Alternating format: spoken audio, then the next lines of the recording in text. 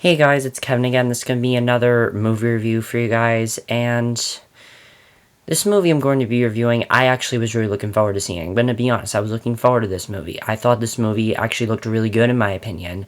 I saw the trailer, it looked really good. I like the idea of what this movie was trying to do. And that movie is Men, Women, and Children. Now, the reason I watched this movie were for a few reasons. First of all, I wanted to watch a movie, and I decided to watch this one because it recently came on. I recently came out and everything. So I decided I'd watch it. And this is the most disappointing movie I've seen all year. It is one of the worst movies of the year. I did not like this movie. I'm sad to say I did not like this movie. I didn't like what it was trying to do. I didn't like what it was trying to show. And it really just did not work for me. I didn't really like it. And honestly, after watching it, I felt nothing. Nothing. I felt nothing for I felt something for one storyline, but that's it. And yes, it's one of those kind of movies. Now, let me talk about the idea of Men, Women, and Children. Basically, what I thought Men, Women, and Children was trying to do, what I thought the idea of it was, is how the internet has affected us and how it's kind of changed our world. That's what I thought Men, Women, and Children was about. What it's really about is the negative impact of what the internet does to us. The negative impact of how the internet is handled, the negative impact of that kind of stuff, and it honestly is completely ridiculous. Completely ridiculous, and I'm going to talk about why. First of all, we have 4 central plots going on in this movie, and only a few of them I actually care about. Let's go from good to bad. First of all, the one that I cared about the most. Basically, we focus on this girl Hannah. She is an actress she has a website of very provocative, sexy photos that her mom Joan, played by Judy Greer, helps her with. And this reality show comes to their local mall to do auditions for actresses, and they jump at the opportunity, and that's basically their plot. The other plot deals with Dawn and Helen Truby. They are a sexually they are a couple that basically are not really into sex anymore. They're not really into that. They're not really sexually satisfying each other. Dawn is looking up porn on the internet. Helen has a side job as a sexual mistress. And their son Chris, who's a quarterback, is a complete porn addict. He likes looking at porn. He starts talking to Hannah, actually, so that's kind of the plot of theirs. The other plot, and then we're going to get to the other plots, which are just really, really dumb. I hate the other plots of this movie. The other plot deals with, there's this girl Brandy, who she has all of her online activity monitored by her mother, but secretly she has this Tumblr relationship with this guy, and that guy is a complete video game addict, and there we go into the worst plot of this movie. This guy's a video game addict, and his father's trying to get him help with it, and that's basically their plot. It's ridiculous. But that's really what Men, Women, and Children is trying to do. Now let me say this, Men, Women, and Children could be a very good movie if it focused on good storylines.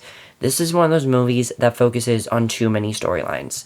And no, it does not focus on many storylines like Valentine's Day or New Year's Eve, but let me talk about the central problem of this movie. First of all, let's get to the acting of this movie, because the acting in this movie is actually pretty good. I think some of the acting is very good in this movie.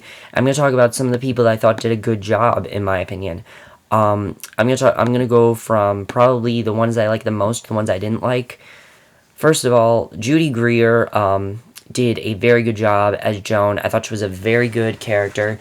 Her character is really interesting because it's why does she want her daughter to have this website? Why is she supporting it? And I thought her character was very well done because of that. And I thought she did a really good job, definitely. Adam Sandler in this movie, this is some of the best work Adam Sandler has done in a very long time. I thought his plot was very well done. I really liked his acting in the movie. His acting really saved his plot. I wasn't really into his plot in the movie, but his acting really saved it, and I thought he did a very good job, definitely.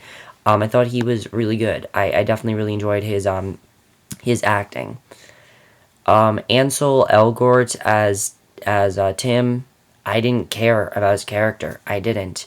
I wanted to care for him, but his plot was too ridiculous. And Ansel Elgort's a very good actor, but I did not care for him very much at all. Rosemarie DeWitt plays Adam Sandler's wife. I thought she was good, but just good.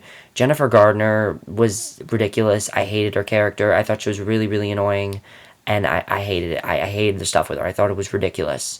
Just the fact that she was like to her daughter, give me your phone, give me your phone, give me your phone. No parent is that concerned about their child unless they think they're doing something. Like, why is she so concerned about it? We don't understand. They don't like explain why she's so concerned. They don't explain what the problem is. They don't explain why she has a problem with her daughter going on the internet. They don't explain it, and it doesn't make sense in my opinion when you don't do that. It just doesn't work. The actresses that aren't as well known are actually really good in this movie. Olivia Krushkia as Hannah, I thought was very, very good. I really liked her character. I thought she did a very good job. And Elena Camporus as Allison, who has a very small subplot, most ridiculous part of the movie, but I thought she did a good job as well. Let's talk about the worst part of this movie.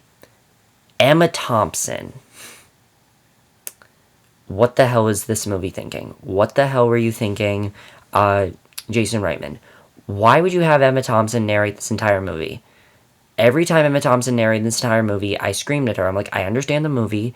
I get the point of the movie. I don't need to have it explained to me any further. It's not a hard movie to understand. Honestly, Emma Thompson being in there made me think this. First of all, it made me feel like they wanted this movie to be a documentary, and and they didn't, and it wasn't. Because there are many points where anytime Emma Thompson comes on screen, this movie feels like a documentary. The beginning of this movie feels like a documentary. And every time Emma Thompson spoke, it seemed like they were trying to make the movie smarter than it actually was. And it does not work when you do that. If a movie is smart, it's smart. It's that simple. You can't make a movie smarter than it is. It just doesn't work.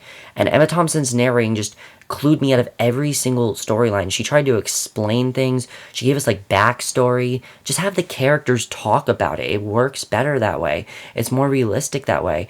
I don't need to hear a narrator who has nothing to do with the rest of the movie go on about everything. I don't need to hear her talk about how the world is so obsessed with the internet. I don't need to hear her give references to the solar system. I don't need to give references to it. I didn't care about anything she said. Anytime she talked, I didn't care about anything she said, and it really ruined the movie for me. There are a lot of things that ruined the movie for me. That's probably my biggest issue, though, is her narrating. Also, the movie tries to portray the internet as a terrible, terrible thing, and it doesn't really show the positive aspects of the internet. It only shows the negative aspects, and it's really dumb because not a single one of these plots ends happy. Not a single one, and it's really bad that it ends that way. I would have wanted to see at least one plot end happily, and it's ridiculous that the movie does that. The directing by Jason Reitman, I don't know what you were thinking. I honestly don't know. I think you had a good idea, but it did not work out well at all. I did not feel anything to this movie. Nothing at all. That one plot with Hannah and her mother, I felt something to, and I'll explain why when I get to the spoilers. But I thought Jason Reitman's directing was just very, very off. The screenplay was off. And I don't know what happened, but the screenplay was not good in this movie. I know this movie's based on a book, but it doesn't work when you just... I don't know if the book was a tell-all book. It seemed like it was. But when you have a movie, you can't just transfer a movie to a book and make it seem like a book. Because when Emma Thompson narrated, I felt like I was reading a book. I really did. She put me to sleep. This movie's over 2 hours. The editing is terrible in this movie. Terrible editing. I'm sorry, but the editing is absolutely awful, because this movie 2 hours and it felt like it was 4 hours. I could not get through this movie. I was I couldn't wait for this thing to end. Really, it was that annoying, and I did not really like it very much at all, and it was really annoying. I didn't like the editing. Cinematography was okay, nothing really that big. I thought some things that they did with the internet, with putting the texts on the screen, the text conversations, I thought that was cool. Other than that, though, the cinematography was just okay. Didn't have a problem with that, though. Now let's get to what I really don't like about this movie, which is how every single plot ends. I'm going to talk about every single plot ends in this movie. I'm going to talk about the ridiculousness of what happens, and let's just get to it. So first thing I'll talk about is I do like how everything intertwined. I like that Tim's father was in a relationship with Hannah's mother. I think that's well done. Probably my favorite scene in the movie is when Joan talks to Hannah, is when Joan talks to Tim's father and talks to him about how she thought that the relationship, she didn't think the website was a good thing, but she supported it because she supported her daughter. And it really is very realistic. And the fact that Hannah ended up knocking into that school because of those pictures shows that those things can really happen. And I think that plot was very well done because of that. And I think it was probably honestly the most realistic plot in this movie. I think that was fantastic that they did that. I really love that plot. Her reaction of running away is a little bit extensive. I don't think someone would just run away from it. But I thought it was just a little bit ridiculous that she ran away. But Joan taking down the website, like, that was ridiculous. But Joan confessing to Tim's father that she thought it was a good idea and then realized it wasn't, I thought was a really good way to do it. I definitely really enjoyed that. I did not like the execution of it, though, of Hannah just running away. I thought that was ridiculous. The way that Dawn and Helen's plot ended, with Dawn just finding out that Helen is on one of those dates and everything, I didn't care. I didn't care about that at all. I didn't. The thing with Chris and Hannah, I don't know. I don't know what that was trying to show. I didn't really care as much about that. I really didn't. I don't think they had as much with that. I would have wanted to see definitely more with that plot, and they didn't focus as much on it because the other plots they focused on. The whole thing with Tim, as I said, with the video games, I think was ridiculous. I was not into that at all. The fact that he was just, when he was telling the therapist about guild wars, I'm like, I don't care about any of this. And the fact that he committed suicide, the fact they just had him commit suicide because of Brandy's mother basically telling him, Patricia basically telling him that that she wasn't into him and everything, and basically found out about Brandy's Tumblr account, I thought it was just so cliched. That's the thing I'm going to say about this movie. Every single one of these endings is extremely cliched. Every single one of these endings feels like a soap opera. Every single one of these endings feels very, very cliched. The most cliched thing, though, had to do with Allison. Why did you randomly get Allison, have a pregnancy and then have an abortion? That's ridiculous. I didn't care about her plot. Her plot was just completely thrown in there. I feel like the only reason they had that plot in there was because she was in the movie and they wanted something to do with her. And I thought her stuff was ridiculous. I will admit, I like the scene where they were talking about how you gotta have the first time first. I thought that was well done. But with her getting pregnant, I just thought it was stupid. I thought it was so cliched, and I wasn't a fan of it at all. And honestly, guys, that's the thing about this movie. Every single thing about this movie is extremely cliched. Everything about this movie, it's really just been there, done that. I've seen all this stuff before, and I've never seen someone... video game addiction, it's not a bad thing. Okay, no one's addicted to video games where they quit football. Nobody is like that. If they do, they don't have a life. I'm sorry, but they don't. And nobody is really like that. I know people who play a lot of video games. I know gamers in my school. They have lives. They do things outside of school. They don't just completely... And the thing about them talking about how they think that he's trapped in a world, nobody is like that. If anyone is like that, it's because they feel they don't have many friends. They are sort of outcasts, but they do have lives. They don't just play video games all day. That's not how life works. And I don't like that the movie showed that, because there aren't people like that. I don't know anyone like that, really. And I think the movie's ridiculous for trying to show that. And the thing with Brandy and Patricia and Tim was just absolutely ridiculous. And I didn't like the way it ended at all. I didn't like that it ended with Tim just almost dying and Brandy comforting him. I thought it was ridiculous. And there was no resolution to that at all. And I thought it was stupid that we saw that.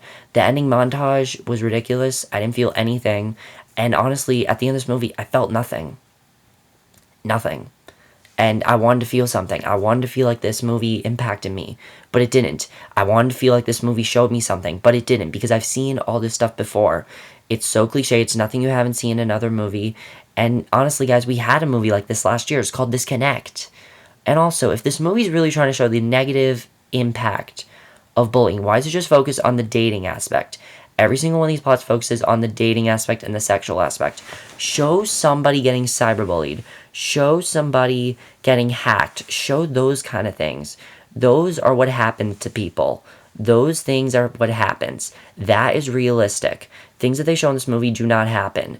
Things like a mother being so protective of her daughter, that does not happen unless her daughter had some kind of problem. Her daughter was not sexual. Her daughter was not Hannah. So if her daughter was Hannah, then I can understand that. Honestly, if Judy Greer and if Jennifer Garner and Judy Greer switched places in this movie, it would have made a little bit more sense. I would have understood that.